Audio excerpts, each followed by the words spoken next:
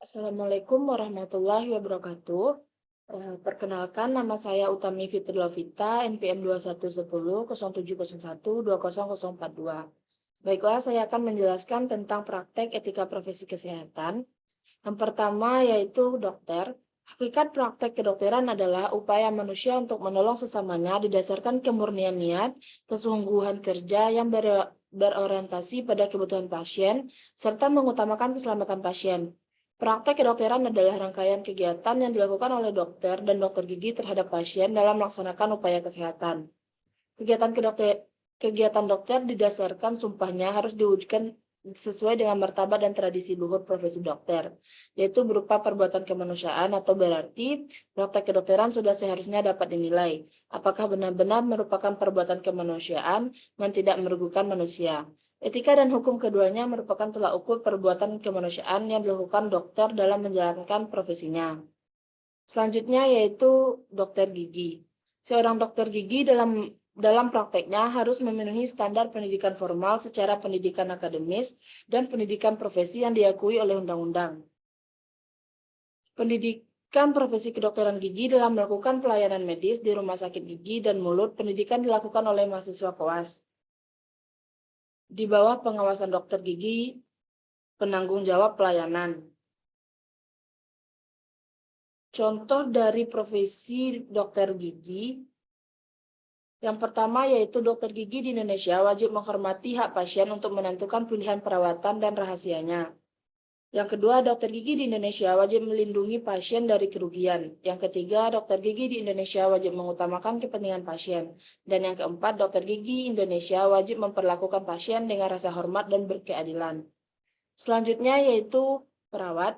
Etika keperawatan adalah suatu sikap etis yang harus dimiliki oleh seorang perawat sebagai bagian integral dari sikap hidup dalam mengemban tugasnya sebagai seorang perawat, dengan menerapkan norma-norma etis keperawatan dalam kehidupan profesi dan kehidupan bermasyarakat. 8 prinsip keperawatan yang harus diketahui perawat. Yang pertama yaitu otonomi atau kemandirian. Yang kedua, benefiensi atau berbuat baik. Yang ketiga, justice atau keadilan. Yang keempat, non-malefiensi atau tidak merugikan. Yang kelima, veracity atau kejujuran. Yang keenam, fidelity atau menepati janji. Yang ketujuh, confidentiality atau kerahasiaan.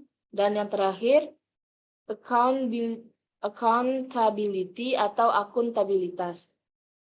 Selanjutnya yaitu bidan. Bidan memberikan pelayanan kebidanan yang berkesinambungan dan paripurna, berfokus pada aspek pencegahan, promosi dengan berlandaskan kemitraan dan pemberdayaan masyarakat, bersama-sama dengan tenaga kesehatan lainnya untuk senantiasa melayani siapa saja yang membutuhkannya. Kapan dan dimanapun ia berada. Untuk menjaga kualitas tersebut, diperlukan suatu standar profesi sebagai acuan untuk melakukan segala tindakan dan sesuatu yang diberikan dalam seluruh aspek pengabdian profesinya kepada individu, keluarga, dan masyarakat, baik aspek input, proses, dan output. Dan yang terakhir yaitu kesehatan masyarakat. Dikarenakan tanggung jawab pelayanan kesehatan masyarakat yang besar, diperlukan suatu kode etik dan juga peraturan-peraturan yang dibuat secara khusus untuk menjadi acuan bagi praktisi kesehatan masyarakat.